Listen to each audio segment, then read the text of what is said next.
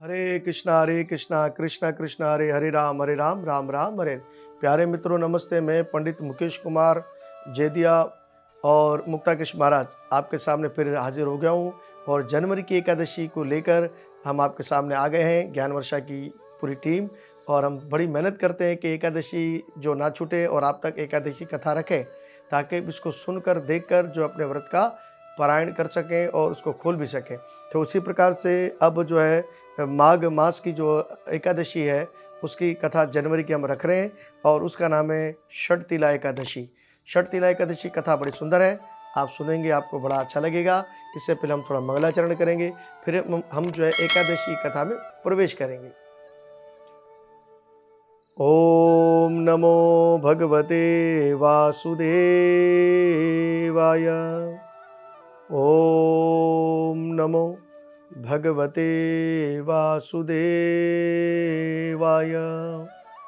कृष्णाय वासुदेवाय देवकी नंदनाय च नंदगोपकुमाराय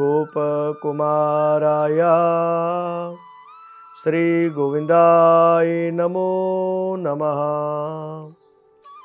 हे कृष्णा करुणा सिंधु दीनबंधु जगत्पते गोपीश गोपीकान्ता श्री राधा कांता नमोस्तुते। तप्त कंचनम गौरंगे राधे वृंदावनेश्वरी वृषभानुसुते देवी प्रणामामि हरि प्रिया। जया श्री कृष्ण चैतन्य प्रभु नित्यानंद श्री अद्वैता गदाधर शिवासाति गौर भक्त वृंदा। हरे कृष्ण कृष्ण कृष्ण हरे हरे, हरे राम राम राम हरे हरे। बोलो एकादशी महारानी की जय। तो आज हम एकादशी की कथा आपके सामने रख रहे हैं। जय श्री राम। जय गुरु नवल। माघ मास की षटतिला एकादशी का महत्व। युधिष्ठिर ने पूछा, हे जगन्नाथ प्रभु श्री कृष्ण आदिदेव जगतपते, माघ मास के कृष्ण पक्ष में कौन सी एकादशी होती है? इसके लिए कैसी विधि है तथा इसका फल क्या है? हे प्रभु कृपा करके ये सब बातें हमारे कल्याण के लिए कहिए। श्री भगवान बोले, सुनो, माघ मास के कृष्ण पक्ष की जो एकादशी है वे षटतिला। षटतिला का अर्थ ये होता है कि 6 प्रकार से इसका आपको फल की प्राप्ति होती है, जो बाद में बताएंगे। तिल कहते हैं, जो सफ़ेद तिल है, काले तिल है, उसका महत्व इसमें बताया जा रहा है। षटतिला के नाम से विख्यात है और जो सब पापों का नाश करने वाली है। अब तुम अष्टतिला की पाप हरणी कथा सुनो, जिससे मुनिश्रेष्ठ पुलस्त्य ने दाल भय से कहा था। दाल भय ने पूछा, ए ब्राह्मण, मृत्यु लोक में आए हुए प्राणी प्राय पाप कर्म करते हैं, उन्हें नरक में ना जाना पड़े, उनके लिए कौन सा ऐसा उपाय है जिससे वो नरक से बच सके? पुलस्त्य जी बोले कि हे ब्राह्मण देवता, तुमने बहुत अच्छी बात पूछी है, बतलाता हूँ, सुनो। माघ मास आने पर मनुष्यों को चाहिए कि वे नहा धोकर पवित्र हो और इंद्रियों को संयम में रखते हुए काम, क्रोध, लोभ, अहंकार और चुगली आदि बुराइयों का त्याग दे। देवादिदेव भगवान का सुमरण करके जल से पैर धोकर और भूमि पर पड़े हुए गोबर का संग्रह करें और उसमें तिल और कपास छोड़कर 108 पिंड काएं और बनाएं। और फिर माघ में जब अर्धा या मूल नक्षत्र आए, तब कृष्णा पक्ष की एकादशी करने के लिए नियम ग्रहण करें। भली बाती स्नान करके पवित्र हो और शुद्ध भाव से देवादिदेव श्री विष्णु की पूजा करे और कोई भी भूल हो जाने पर कृष्ण का नाम उच्चारण करे। और कोई भूल चूक हो जाए तो इस कलयुग में सबसे बड़ा जो मंत्र है उसका उच्चारण करे। हरे कृष्णा कृष्ण कृष्ण हरे हरे राम राम राम हरे हरे। रात को जागरण और होम करे। चंदन कपूर निवेद्य आदि सामग्रियों से शंख चक्र और गदा धारण करने वाले भगवान श्री हरि का पूजन करे।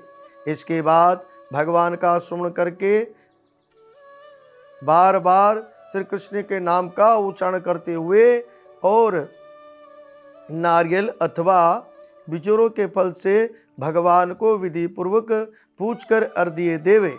अन्य सब सामग्रियों के अभाव में 100 सुपारियों के द्वारा भी आप पूजन भगवान का कर सकते हैं। और जब आप अर्घ्य देते हैं तो आपको इस तरह ज़रूर बोल लेना चाहिए, हे सच्चिदानंद स्वरूप श्री कृष्ण, आप बड़े दयालु हैं। हम आश्रयहीन और जीवों के पाप आश्रय दाता होइए।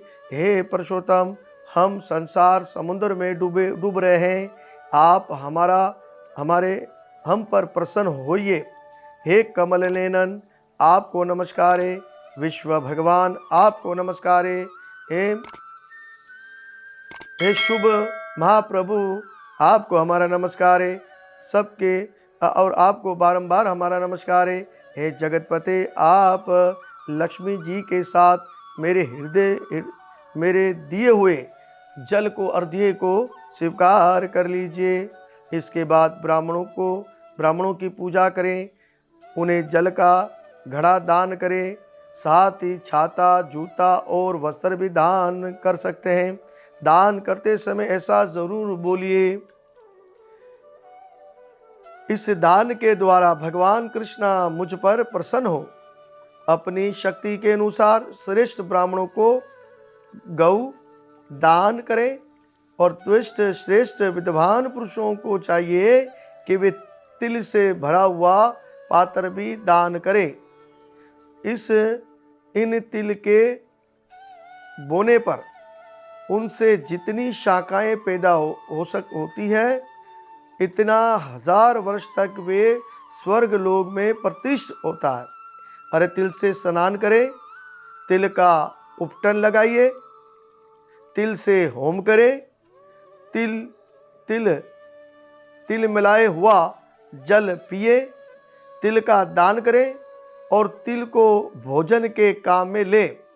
इस 6 प्रकार कामों में तिल का उपयोग करने से ये एकादशी षट तिला एकादशी के नाम से प्रसिद्ध होती है, जो सब पापों का नाश करने वाली और बैंकुट धाम को देने वाली है। तो उसी प्रकार से प्यारे मित्रों, ये षट तिला एकादशी कथा थी जो हमने आपको बताई है, और आप इसको ज़रूर देखेंगे, सुनेंगे और आगे भी शेयर करेंगे।